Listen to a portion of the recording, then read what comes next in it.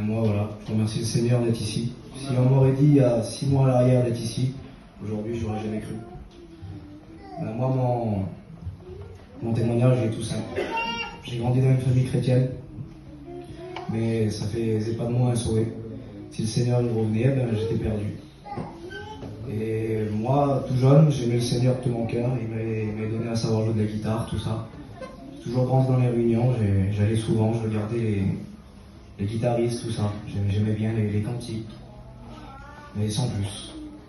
Et très jeune, le monde s'est ouvert à moi. Et j'avais une compagnie qui était pas chrétienne. Et moi, voilà, je faisais pas de grandes choses dans le monde, mais le peu que je faisais, si je n'étais pas sauvé. Et un jour, j'ai commencé à faire, ça a duré comme ça pendant 1 an et demi. J'ai resté dans le monde comme ça. Et il y a eu un moment, pendant 1 mois et demi, j'étais le plus heureux. Pour moi, j'étais bien dans le monde. Et quand j'étais dans mon lit le soir tout seul, je me mettais à pleurer, je faisais de l'angoisse. Je n'aimais pas être tout seul. J'aimais toujours être entouré, mais quand j'étais tout seul, j'étais pas bien. Et un soir, on était à la régionale, et c'était l'avant-dernier soir, ils ont fait, c'était la réunion sur la recherche du baptême du Saint-Esprit. Et là, tous les jeunes, je crois qu'il y avait 40 jeunes qui ont donné leur cœur à Dieu, qui avaient eu le baptême du Saint-Esprit, tout ça. Et moi, ça ne me faisait rien.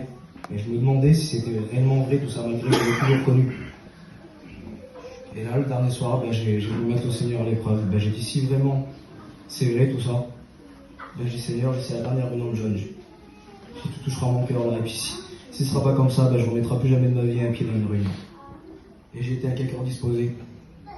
Et dans cette soirée, j'ai donné mon cœur à Dieu. Gloire à Dieu. Je suis comme ça pendant, là, ça fait 5 mois. Je suis chrétien. Et puis après, dans l'hiver, j'ai su que j'avais le désir d'aller en Israël. Et j'ai dit, Seigneur, je dis, si tu me donneras le baptême du Saint-Esprit en Israël, je me baptiserai.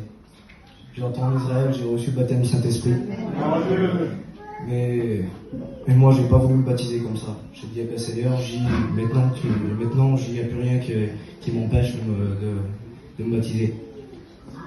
Et du coup, j'ai demandé une chose au Seigneur, j'ai dit, je voudrais qu'un pasteur vienne pour me parler et pour que je me baptise.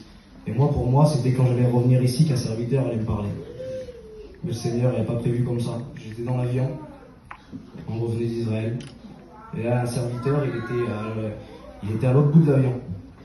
Et il m'a appelé de loin, il m'a dit, viens voir. Et dès que je suis arrivé, il m'a dit, t'attends quoi? Il dit, faut te baptiser, il dit, en plus, je te vois, t'es un vaillant pour Dieu et tout. Il dit, t'attends quoi? Il dit, faut te baptiser. Il dit, je voudrais, moi, que quand tu rentres chez toi, que tu parles au serviteur et que tu te baptises, n'attends plus. Et ce que j'ai fait, je suis arrivé ici. Et j'ai parlé au serviteur, et aujourd'hui je me baptise, c'est le plus beau jour de ma vie. Et pour celui qui n'a jamais fait une expérience avec le Seigneur, faites-le, vous n'avez rien à perdre.